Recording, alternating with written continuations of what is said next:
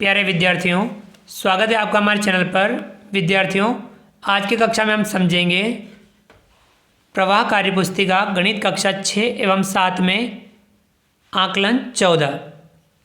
आइए शुरू करते हैं। आकलन 14, सवाल नंबर 1, 6 लीटर 5 मिलीलीटर बराबर मिलीलीटर 65, 605, 6005 या 60,005। देखिए 6 लीटर, 1 लीटर में 1000 मिलीलीटर होते हैं, तो 6 लीटर में 6000 और उसमें 5 मिलीलीटर और जोड़ देंगे तो 6005 मिलीलीटर, ये इसका सही आंसर होगा। दूसरा है, यदि एक तार की लंबाई 105 सेंटीमीटर है तो तार की लंबाई मीटर में होगी। तो देखिए 100 सेंटीमीटर का 1 मीटर होता है, तो यहाँ कितना होगा 10.5 मीटर, 1.5 मीटर, 1.05 मीटर या 1.005 मीटर, ये होगा 1.05 मीटर। चलिए विद्यार्थियों आगे बढ़ते हैं। तीसरा है, वर्ग का क्षेत्र में है जिसकी एक भुजा की लंबाई 3 सेमी है। 9 semi, 12 semi, 9 semi square, 12 semi square. तो देखिए वर्ग का क्षेत्रफल भुजा इंटू भुजा, 3 का गुणा 3 से करें, 3 3 9, 9 सेमी स्क्वायर कितना होगा। क्षेत्रफल हमेशा स्क्वायर में आता है या वर्ग में आता है, तो 9 सेमी स्क्वायर। चौथा है, संख्या 11 के लिए टेली चिन्ह है, ये या ये। देखिए 5 5 10 और 1 11, ये वाला टेली चिन्ह सही है। अगला सवाल नंबर 5, दिए गए मापों के रेखाखंड बनाइए। पहला है 7.2 सेमी, तो हम स्केल लेंगे, एक बिंदु हम 0 पे लगाएंगे, दूसरा बिंदु 7.2 यहाँ लगाएंगे और दोनों को मिला देंगे, तो ये हो गया 7.2 सेमी। इसका कुछ नाम भी आप चाहे तो दे सकते हैं। दूसरा है 8.6 सेमी, तो हमें यहाँ स्केल रखना है, एक बिंदु 0 पर लगाना है, दूसरा 8.6 पर बिंदु लगाना है और दोनों को मिला देना है। समझ में आ गया? आइए विद्यार्थियों आगे बढ़ते हैं। सवाल नंबर 6, निम्नलिखित तालिका में त्रिभुज की भुजाओं के माप दिए गए हैं। माप के आधार पर त्रिभुजों को समबाहु, समद्विबाहु एवं विषमबाहु त्रिभुज में वर्गीकृत कीजिए। समबाहु त्रिभुज जिसकी तीनों भुजाएं समान माप की हो, समद्विबाहु त्रिभुज जिस त्रिभुज की 2 भुजाएं समान माप की हो, और विषमबाहु त्रिभुज जिसकी तीनों भुजाएं अलग अलग माप की हो। क्रम संख्या, भुजाओं का माप और त्रिभुज का नाम बताना है। पहला है 5 सेमी, 8 सेमी, 4 सेमी, तीनों भुजाएं अलग अलग माप की हैं, तो ये होगा विषमबाहु त्रिभुज।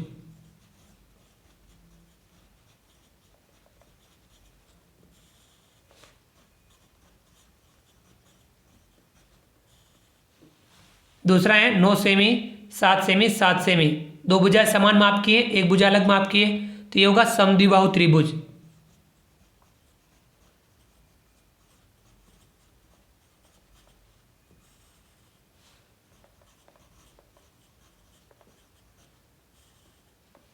समझ में आ गया? आइए आगे बढ़ते हैं।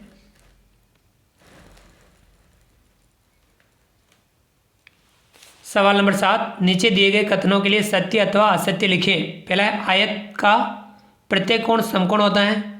बिल्कुल सही है, प्रत्येक कोण समकोण होता है, यह है सत्य। दूसरा है, समचतुर्भुज की सभी भुजाएं बराबर होती है। समचतुर्भुज की सभी भुजाएं बराबर होती है, यह कथन भी सत्य है।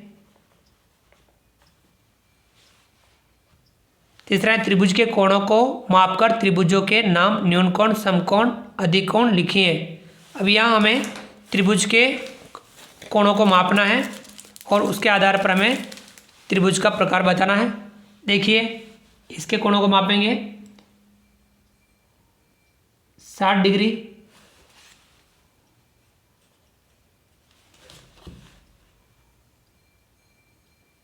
ये भी 60 डिग्री, ये भी 60 ही होगा क्योंकि त्रिभुज के तीनों कोणों का योग 180 डिग्री होता है। ये भी 60 डिग्री। जब तीनों कोण न्यून कोण हो तो त्रिभुज का नाम क्या होगा? न्यूनकोण त्रिभुज।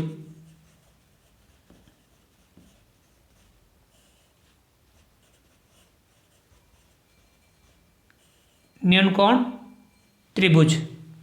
दूसरा देखिए, ये इसमें ये 90 डिग्री का कोण यानी समकोण, और बाकी दोनों न्यूनकोण होंगे।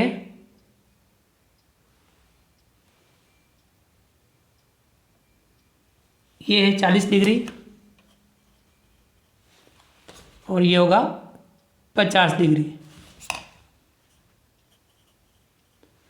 यानी एक कोण जिस त्रिभुज में 90 डिग्री यानी समकोण हो उसे हम समकोण त्रिभुज कहते हैं।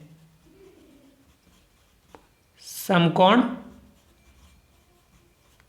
त्रिभुज। समझ में आ गया?